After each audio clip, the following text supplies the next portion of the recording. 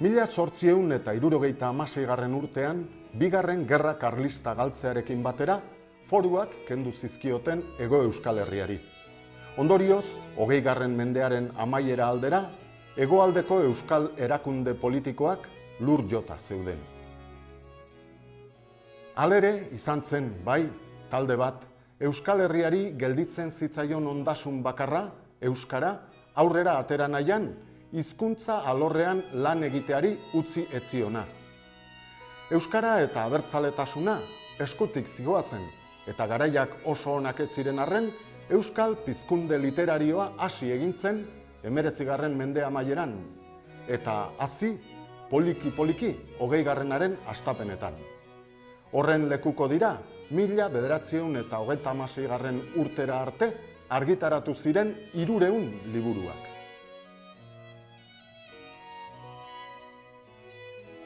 Euskal lirika berritzea izan zen 36ko gerra lehertu aurreko garaiko euskaltzale askoren xedea.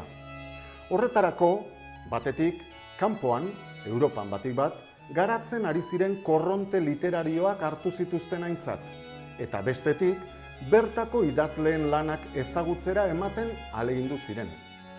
Hona hemen euskal literaturari berebiziko bulkada eman zioten euskaltzale batzuk.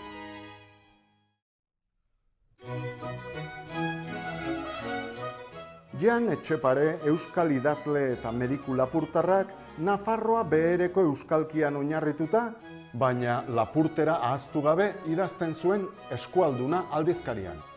Horregatik, literatur euskalki berri baten sortzaileetzat hartu zuten. Buruskak liburua 1910ean argitaratu zuen. Eta 1931an, Anaia Pierrekin batera, euskaldun laborarien almanaka eta beribilez bidaia liburua argitaratu zituen.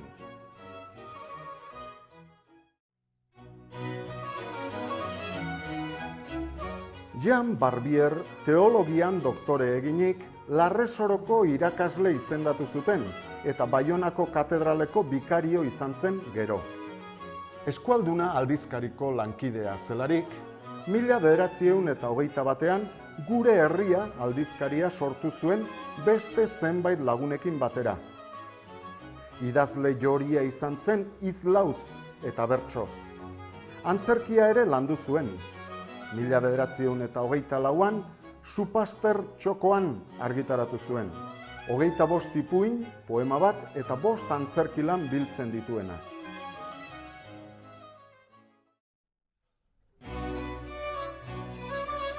Martin Landerretxek beste batzuekin batera euskaltzaleen biltzarra elkartea sortu zuen eta aipatu elkarteko idazkaria izan zen. Apurka, zahar eta berri aurtara bat eskuararen alde argitaratu zuen 1905 urtean. Euskaltzain osoa izan zen 1919tik 1930 bitartean. Ipar Euskal Herriko lore jokoak Hego Euskal Herrian ere hasi ziren egiten, literaturaren inguruan, festa, azoka eta lehiaketa ugari antolatuz. Elkarte eta talde kultural ugari sortu ziren, baita aldizkari berri asko ere. Horixe da dudarik gabe, aldi haren ezaugarririk garrantzitsuena.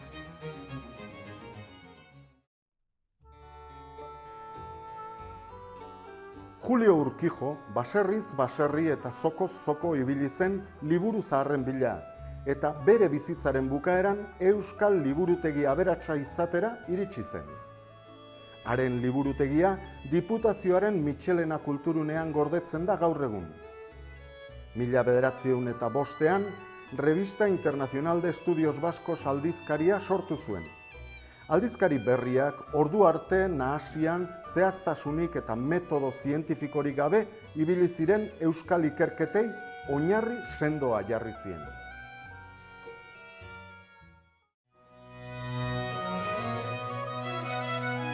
Gregorio Mujika euskal esnalea elkarteko idazkaria izan zen. Horrezaz gain, Rieb eta beste hainbat euskal aldizkaritako kolaboratzailea ere izan zen. Euskal Herriaren alde aldizkaria sortu eta bertako zuzendaria izan zen. Eusko ikaskuntzako lehenengo kongresuan idazkari izan zen 1918an.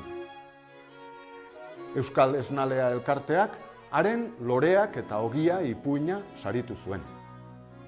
Ipuinez gain beste hainbat obra ere idatzi zituen, besteak beste, Eibarko seme ospetsuen berri batzuek, Hernaniar ospetsuak, Iturriaga, Kardabera, Zurbieta eta abar.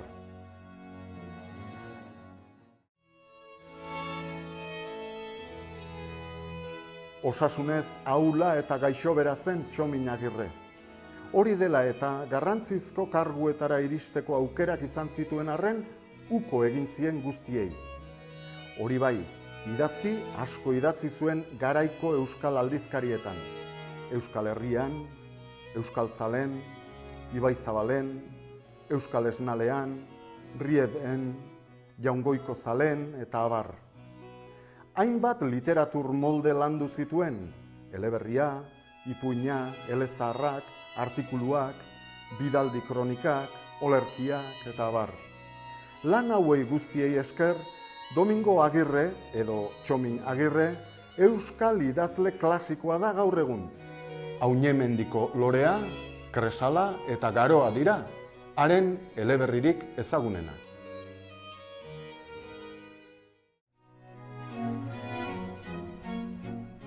Arturo Kampionek zuzenbide ikasketak egin zituen 22 urterekin. Hala ere, bere bizitza idazteari eta Euskal Herriko historiaren ikerketari eskaini zion. Bigarren Gerra Karlista amaitzean, orduko euskaltzaleekin harremanetan ibili zen. Abadia, Dubuasen, Lucien Bonaparte eta beste batzuekin. Euskara Nafarren hizkuntza zela aldarrikatzeaz gain, hizkuntza aberria da, zioen.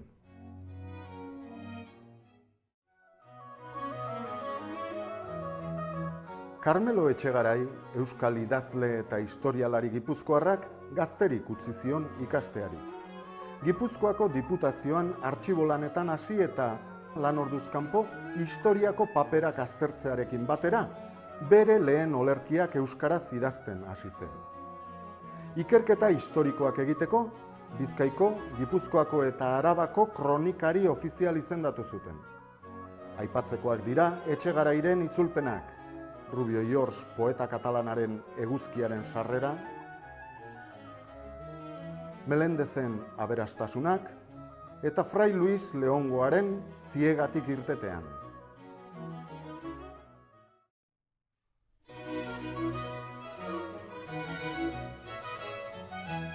Literatura sistema lau zutabez osaturik dago nagusiki. Sormena, argitalpena, kritika eta irakurleak. Euskal liburuek edapen sistema bat behar zutela ohartzea izan zen Aitzolen funtsezko ekarpenetako bat.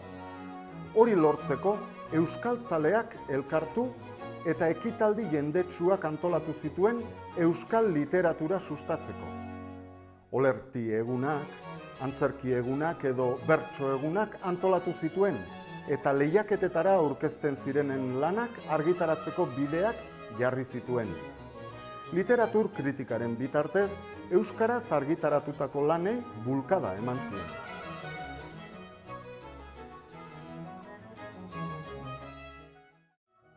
Elkarte eta argitalpen haiei esker egin zen kulturaren zabalkuntza lan handiena. Euskal Esnaleakek esate baterako, euskararen inguruko topaketa ugari antolatu zituen. Eusko ikaskuntzak euskal kulturaren inguruko ikasketa eta ekintzen antolaketa egokiak zaindu zituen. Erakunde hauen inguruan sortu zen euskara aztertu eta lantzeko Euskaltzaindia ere. 20. mendearen hasieran literaturako zein nahi adarretan idazle asko nabarmendu zen. Baina aldaketarik handiena behar bada poesiak ezagutu zuen. Aldi horretako euskal literaturan hainbat poeta handi aurki ditzakegu. Emeterio Arrese, Klaudio Sagartzazu, Satarka, eta Koldobika Jauregi, Jautarkol, erromantizismo berantiarrari jarraitzen diotenak, Nikolas Ormaetxea Horixe, Estepan Urkiaga Lauaxeta eta Jose Maria Agirre Xabier Lizardi, Pizkundeko olerkari apartak, eta Juan Arana Loramendi eta Jokin Zaitegi simbolismoaren jarraitzaile prestuak.